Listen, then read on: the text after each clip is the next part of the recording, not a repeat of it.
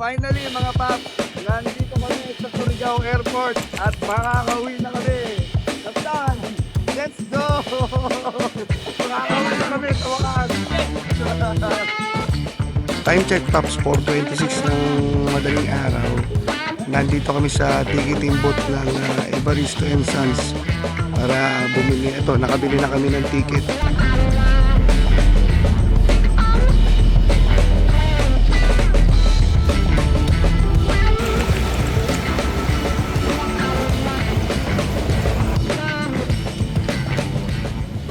Mga paps, meron tayong isang malaking problema kinakaharap ngayon.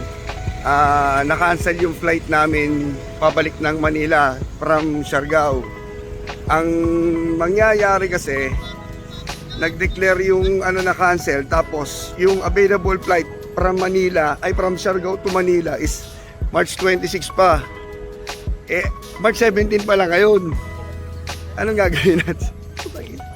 Pero andi naman sila boss, ginagawa nila ng paraan. Tapos lalabas ako to check kung merong homestay daw na malapit dito. I-double check natin yung lugar kung pwede na tayo magstay dito at kung makakakuha tayo ng ticket. Tinitingnan yung mga possible options. Pwede magbarko to Surigao, from Surigao, Replano pabalik. So yun yung mga pwedeng mangyari. So ngayon lalabas muna tayo.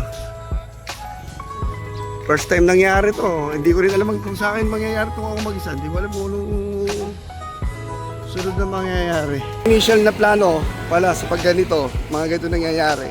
Maghanap ka ng homestay na pwede mong matuluyan para bago hanggang makapagbuka. At least malapit ka na sa airport. Nakakapagtaka.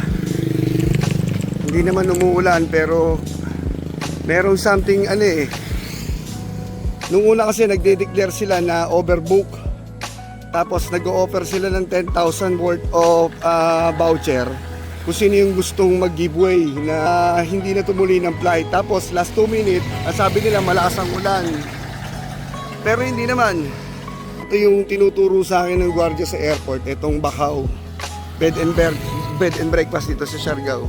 Kung sakasakali, magtanong tayo dito sa information kung magkano yung overnight stay nila, kung para tayo may matuluyan dito sa Siargao habang nag-iisip sila ng plano kung paano kami makakauwi ng Manila. Aberya talaga. Tayo ni ate dito sa Bacau, Siargao. Yes, so check natin yung kanilang family room. Kaya naman. Sasahig ka ng iba. Kung pwede naman extra, tas 3,000 yung rate. Tama. So, 2 family, isang standard. Yung standard nyo, ito yung posible natin pwedeng gawin pagka nag-cancel yung flight natin, maghanap ng homestay na malapit sa airport. Oo, 14 pa naman kami. Yung room namin, ilan lang. Sige, Punta na kasi dito, sir. tatawag ako kaagad ha. Kung sakasakali ko ano maging final namin. Thank you! So ayan, 3,000 tapos yung good for two nila 2,000. Malapit na to sa airport mga paps. Magandang gabi sa inyo at nandito pa rin kami sa Surigao na yata nakakasakop nito. Dito sa may Port of Dapa. Bukas maaga kaming gigising para abutan namin yung unang biyahe ng Pascrat para kami makarating ng Surigao. So yun nga, to make the story short, nagkaroon ng problema yung eroplano na sasakyan namin pabalik ng Manila. And the next flight na available is March 26. So halos lahat kasi kailangan namin makauwi. Ito para wala naging problema, sumasargaw pa sumasargaw pa para wala naging problema. Dito na kami maghahapunan dahil hindi kami nakauwi ng Maynila ngayong gabi. So wala kaming choice kundi pumunta dito para sumakay ng Pascrat going to Surigao. Then from Surigao, eroplano kami to Manila. So sana wala na tayong maging problema bukas, makauwi tayo ng maayos at walang problema. Pagtutusan ng barangay. So, yan, kahit umuulan, kahit Tama. nagka-problema, masaya pa rin. One for all for one, di ba?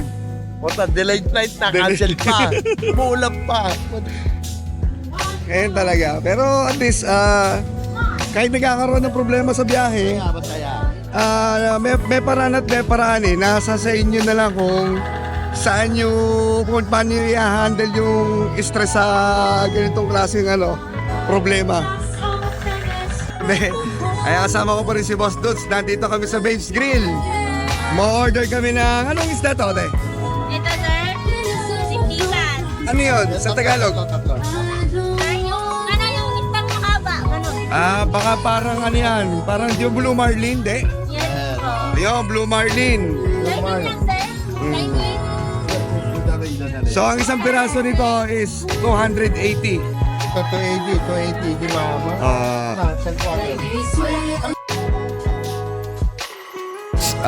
Waiting na lang kami, siguro i-dip lang. Tapos bukas ang umaga, 4:30, babangon kami para makakuha ng ticket. Tapos dito kami sasakay sa Port of Dapa. Magandang umaga po, tatanong lang. Yung sa Pascrot po na ng pinaka sa umaga po, pinakamaaga po. After po ng 4:30, 5:30. 5:30 alis. After ng 5:30 po, 6. Saan po bibili ng ticket pagka Pascrot po? Ito po. Ang alas 6 dito. Pagkaga pa. 5:30, 4:30, 5:30, 6. Ang alis. Ang alis, tatlong Pascrot po yun. Yes sir. Ayan, magandang umaga. Ito para tayong mga may towel pa. May towel pa. Buti na lang nakabili ko ng mga sando ng Siargao. Yan, meron tayong pamalit. Maraming walang problema sa sando eh. Walang problema sa brief. Ang problema natin short, naubos na yung short natin. Time check Pops, 4:26 ng madaling araw. Nandito kami sa ticketing booth ng Evaristo and Sons para bumili. Ito, nakabili na kami ng ticket going to Surigao City. Pero mo, ang aga na namin pumunta dito, pang 83 pa kami. So, at least sigurado na tayo makakabiyahe ng alas 6 ng umaga. Maganda naman ang mukha namang walang namumong ulan na malakas. So, biyahe na tayo papuntang Siargao City and makasakay tayo ng aeroplano pabalik ng Manila. So, yun lang mga paps, sana wala maging problema, makauwi tayo. Ang hirap pala pag mayroong cancel flight, si Boss Dodi ng gamot dahil yung isa sa aming kasama hindi maganda ang tiyan. So pabalik na ulit kami ng Garcia. So kami nagstay ng aming gabi dito sa Garcia Guest House. Malapit lang siya sa port, 2 street lang ang pagitan. Tapos ito yung mga room rates nila. So meron silang 8 room na pwede niyang pagstayan. Buti available pa yung 3. Na-accommodate naman kami dahil maaga rin naman kami aalis ngayong umaga. Ops, magandang umaga. Boss Jerry. Nakasakay na kami ng Pascrot. So ang alis ito ay 8 minutes. Larga na to. Sana hopefully maging smooth ang biyahe natin para wala tayong masyadong abiri sa kaba sa dagat.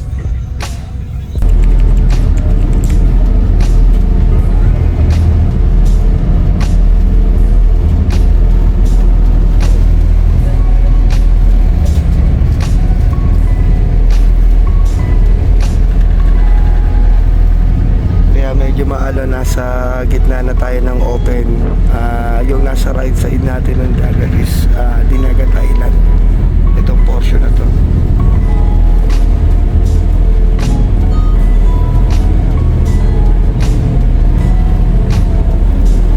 Dito na tayo sa Port of Surigao City.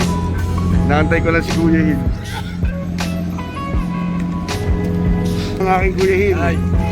Hindi pwede maiwan to eh. Ito ang kasama ko sa pagmo-motovlog. Kung bibili kayo ng ticket, I suggest from Port of Dapa to Surigao Port. Kung kami umalis ng alas 4, para bumili ng ticket, dapat kayo mga alas 3 para kasi ang bilis maubos to ano. Yung aircon rooms, yung aircon seats nila ang bilis maubos. So yun, dapat agahan nyo pagbili kasi kami alas 4 na, pang 83 na kami. Kung nasunod yung alas 5, baka doon kami sa non-aircon mapunta sa taas. So yun lang mga paps, mamaya update ko kayo. Yung pamasahe namin doon 470 pero pagka senior may bawas. Tapos terminal fee 10 piso.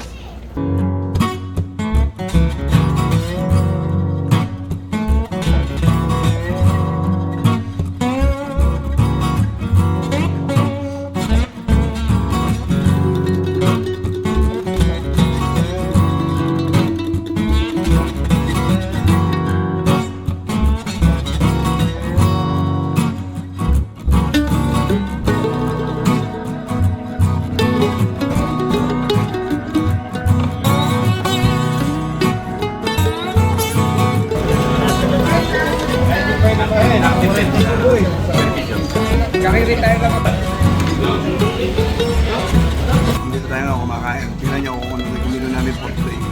Napakasarap. Maraming salamat kayo, Captain. Yan. Pak. Tapos ito pa, oh.